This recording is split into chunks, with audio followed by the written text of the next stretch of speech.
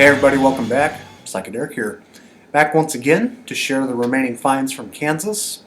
And this is going to be part 2, and then I will have a part 3 sharing the rest of finds from Lincoln. And then the rest of my online finds, I got like 3 that I'm going to share. I'm waiting for one in the mail today, so should arrive by the time this video is done. But yeah, I got, I think, 4 or 5 LPs from Kansas that I had to kind of look over a little bit yet and just kind of listen to, spin them. It kind of takes me a while once I get a good stack, you know, it takes me a while to kind of thoroughly listen to all of these. So I think I may have like spun a couple of these like one time, but I remembered them pretty well, so we're still going to dive into it regardless. So like I mentioned in my last video, I met up with Justin, who goes by Rad Jesus on Instagram. He seems to be pretty knowledgeable as far as like kind of those more obscure singer-songwriter, folk rock kind of stuff. And you know, for me, you know, I don't know everything. I know maybe some people think that way, but I definitely don't. There's certainly some records out there that I've overlooked and had maybe listened to once in the past and totally forgot about it. But these first 2 are 2 LPs that I picked up on my own. One that I knew about and one I was taking a chance on. But after that, there's 3 LPs that are pretty fresh to me, so I will be sharing those soon. But this is the first one I picked up. I forget the place he took me to. Maybe I'll put the name of the place here on the video. I think I still have the receipt somewhere, but anyways, I picked up on The Illusion, If It's So. This is their final 3rd LP from 1970. I'm pretty familiar with like their first 2 albums before this. They were just never up my alley. I've always spotted them and listened to them online. They just never really convinced me enough to pick up on them, except for this one. This one finds them in a more hard rock direction. There's not too many psych flourishes throughout this one. You know, I think there's like some phasing effects, a little bit of wah-wah guitar, but pretty much a straightforward hard rock LP. And as far as cheap heat goes, this is definitely one that you could throw in that category. It's got some nice riffage going on, a little bit of blues rock here and there, but it, you know, it doesn't distract me too much. I think side 2 picks up considerably with Collection, the title track, and kind of goes into the like different, they're kind of like continuous songs. Life Cycle Theme, Dr. Stone, a lot of nice melodies going throughout, and you know, kind of stick with you after you listen to it a few times. Can't really give any good comparisons right now, but for me, I think these guys did a lot better in the hard rock direction than, you know, that sort of like psychedelic soul, semi-pop psych stuff they were doing. I think they're much more suited for the hard rock sounds, just my opinion. But I think in Canada it was released on Dot Records, but Steed is like a subsidiary label of Paramount Industry, so do check that album out if you see it cheap. You can find that for probably $10 on average, so it's actually very good. I'm finally glad I spotted one. This is one I took a chance on, and I'm already selling it because I found out it's just not up my alley. I spun this once and I was like, I'm not going to listen to this again. So this is the St Louis Hounds, which is actually a pseudonym or just an incognito name for the band Pavlov's Dog. I think that's the band. Pavlov's Dog. I forget the name, but it's a band I never really researched a whole lot. But this is like their 3rd sort of unreleased record, but they released it at the time privately in like '77, I think. And this is like the reissue from '88. Cover's kind of seen some better days, but record plays very well. It's just not really my brand of progressive rock. It's kind of got a lot of mainstream like songwriting going on, and just some of the different stylistic moves that they make on this just don't gel well with me. Good performers, but this one just didn't suit very well, and so I got this on Discogs if anybody wants to take a chance on that, but I don't know, just not for me. So these next 3, this is what Justin was recommending to me throughout the store, and I wish I could remember the name of it, but they had quite a range of different records that I've been looking for, but they were kind of in poor shape, so I just didn't bother taking them. There's a couple folk records I wanted in my collection, but I've just, I've kind of gotten picky on, certain condition of certain records. Sometimes there's records that are so soft and quiet and gentle that you really want to have a VG Plus or near mint copy if you can. And they're still obtainable, so I'm just kind of waiting for that moment to happen. But this is a particular record that I have seen online here and there, throughout the years, and just never give it a chance. I've seen some people say some good things about this. This is Wid Sith. It's kind of like a folk duo, and this is Maker of Song, their LP. Promoted like a folk duo, but they do have a backing group on here, different rhythms and acoustic instruments. Starts off really weak for me. The first track, The Mighty Owl, it's like the worst brand of blues rock I could ever get thrown at me, But after that, it picks up pretty well. It's got a lot of diversity in this record. That's what I like about it, though, is that they kind of they do it very much in their own style. Not really imitating too many people, except maybe Crosby, Stills, Nash and Young. But that's kind of an easy comparison. There are some rockin' elements here and there. Some nice guitar tones. I think it's both the last tracks on side one that rock out a little bit. Rainfoot's Carnival and Singer in the Marketplace. Kind of has like a spatial kind of soaring acid rock kind of sound to it. Very good. I feel like this record's gonna kind of grow on me over the years. I could see this being a grower, so I've spun this like maybe 2 or 3 times now, so it's kind of sinking in. Very good songwriting though. I will give them that.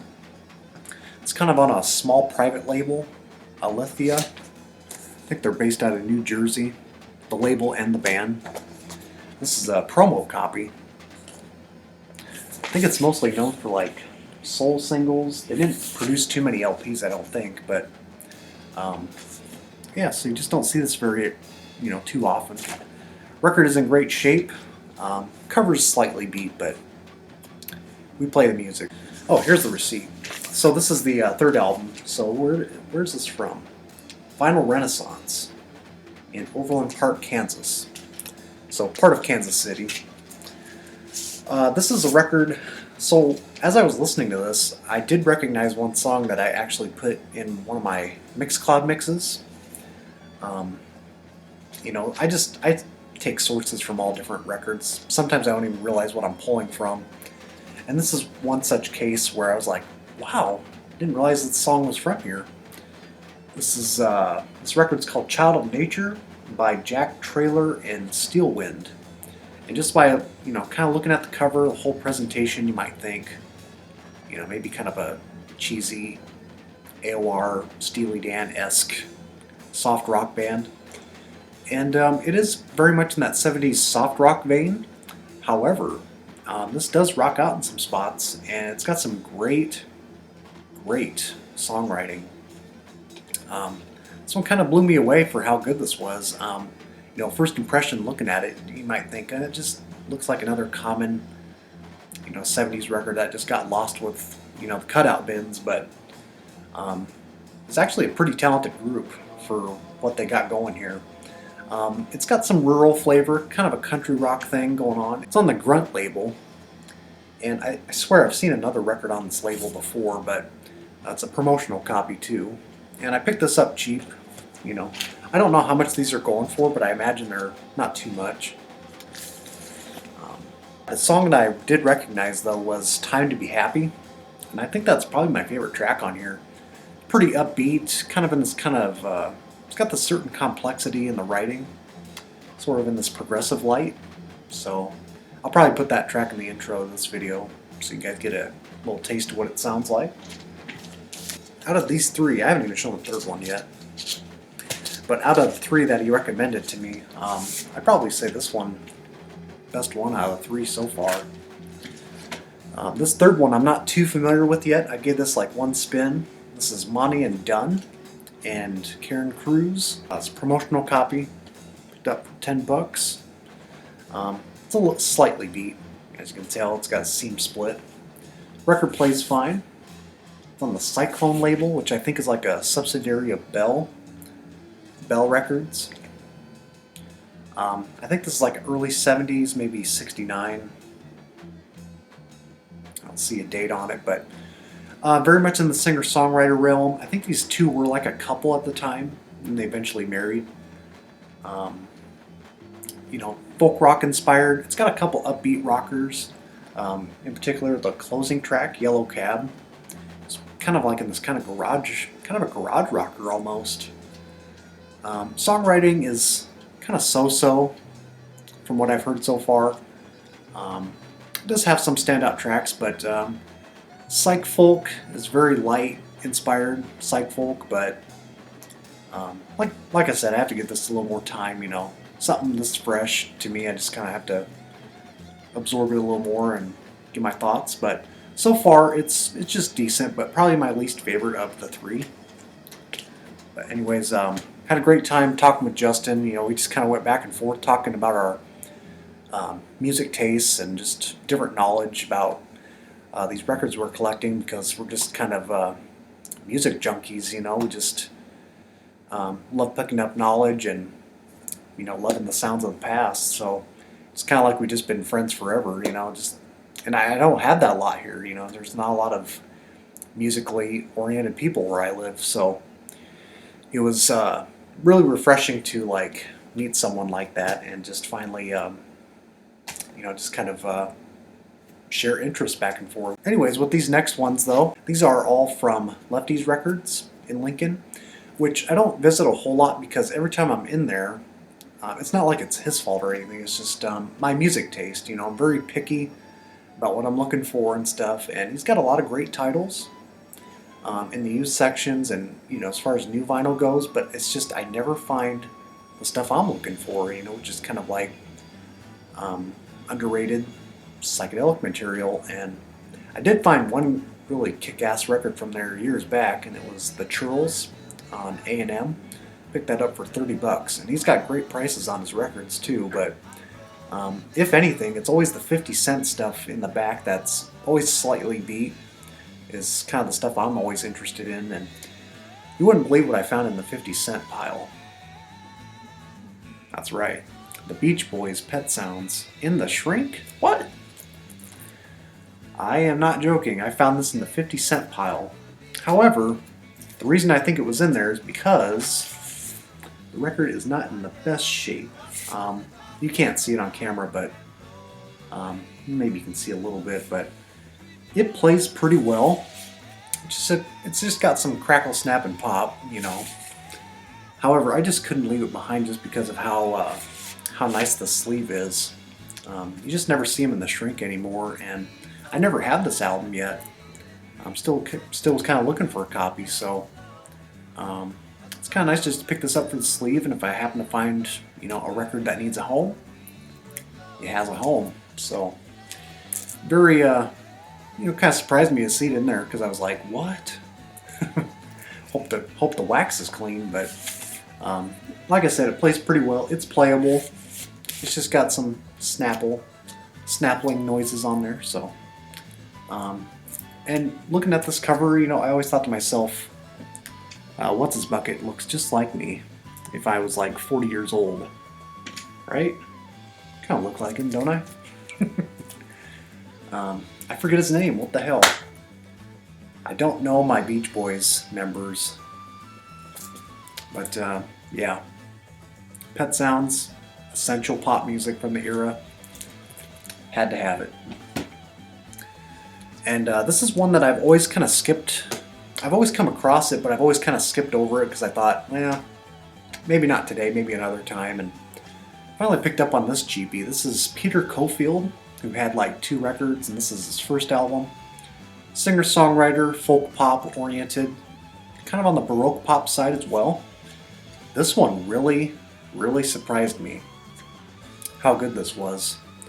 All original tracks, has some nice flute, different instrumentation going on. He's got a backing group, and even though it is kind of, you know, sort of a semi-mainstream sound, It's very UK English inspired singer-songwriter, but if this were like a private LP or like on a bigger label, I feel like this would be more sought after. And you can always find these in like 50 cents to 10 bucks easily nowadays. It's on the Corral label. And it's in clean shape too, so I was very, very pleased to find this there. 50 cents is definitely my picking pile right now, but was very happy to finally scoop this up and discover that it is actually very good. So if you're into those kind of singer-songwriters, he's a US artist, but very, like I said, English inspired, Baroque pop. You may need to check this out. It's got some very good songs on it. And then this was just kind of a blind buy. As I was pulling this out of the 50 cent racks, sleeve came off. This is Rick Masten, 12-string sermons. Had no idea what this was, just kind of took a chance on it just by how primitive and uncut and raw it looked, the whole production thing going on, and just by the look of the label I thought maybe it was going to be kind of a maybe Christian folk, but it's the good kind, but turns out it's not very good. So if you see this and someone's hyping it as a lost acid folk masterpiece, it certainly is not. So 50 cents, why not? Take care and keep spinning the goods.